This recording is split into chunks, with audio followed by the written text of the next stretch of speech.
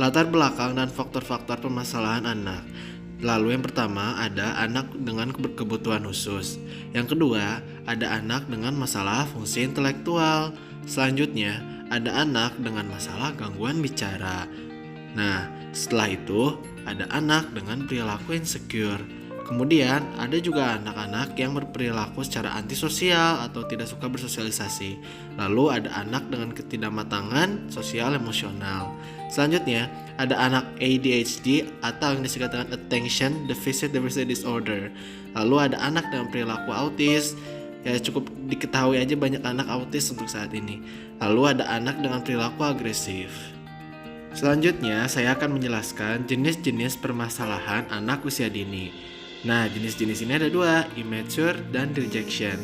Immature dan rejection ini saling berkaitan satu sama lain. Bisa dilihat dari anak panahnya ya.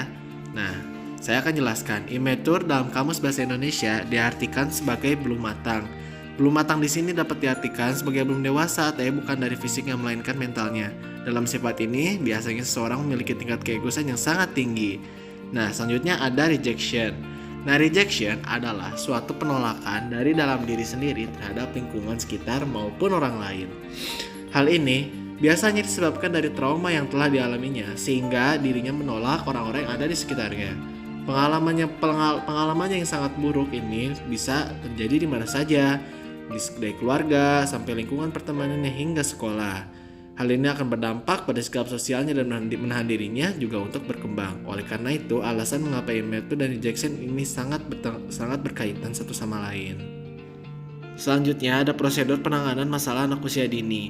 Nah, yang pertama ada identifikasi kasus, yaitu upaya untuk menandai anak yang diperkirakan mengalami masalah. Yang kedua ada identifikasi masalah, yaitu upaya untuk mengetahui inti permasalahan yang dihadapi oleh anak. Yang ketiga ada diagnosis. Yang ketiga ada diagnosis merupakan langkah untuk mengidentifikasi karakteristik serta faktor penyebab masalah yang dialami oleh anak.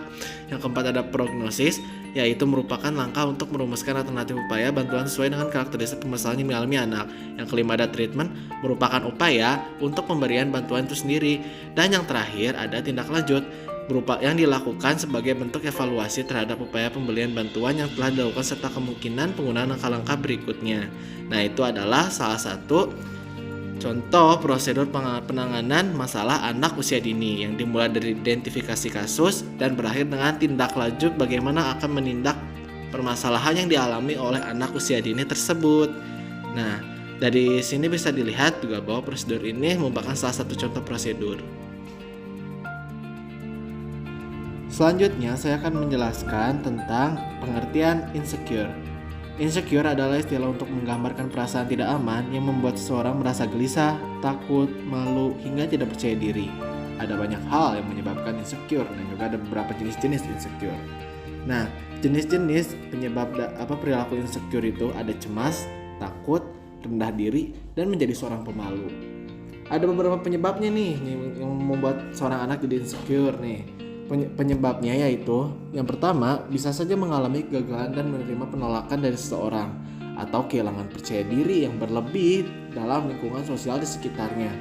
Lalu ada juga insecure karena selalu ingin sempurna dan tidak pernah ingin kalah dari orang lain. Nah, itu adalah beberapa contoh dari penyebab-penyebab insecure, juga jenis-jenis dan pengertian insecure. Selanjutnya ada teknik penanganan masalah anak usia dini. Ada 4 contohnya. Yang pertama ada penakut. Nah, penakut ini harus kita hibur dan lindungi anak agar anak tidak terlalu cemas akan rasa takut yang timbul pada dirinya. Ajari kenyataan kepadanya. Lalu yang kedua ada pemalu. Nah, pemalu ini kita harus melibatkan anak pada kegiatan yang menyenangkan dan mengajak anak untuk bergabung melalui permainan agar bisa lebih dekat dengan teman-temannya. Yang ketiga ada agresif.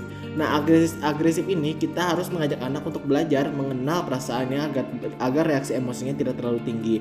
Lalu yang terakhir ada hyperaktif. Hyperaktif gitu kita harus membawakan perhatian pada jangka waktu tertentu. Teknik penanganan masalah anak, pengkondisian anak. Yang pertama, memilih satu tingkah laku yang perlu diubah. Lalu yang kedua, mengamati dengan baik kejadian-kejadian di kelas yang biasanya ada pada saat tingkah laku itu muncul. Lalu yang ketiga, mengembangkan dan menerapkan suatu rencana tindakan yang didasarkan pada observasi tersebut. Ini adalah contoh teknik penanganan masalah anak, pengkondisian anak, prosedurnya. Terima kasih.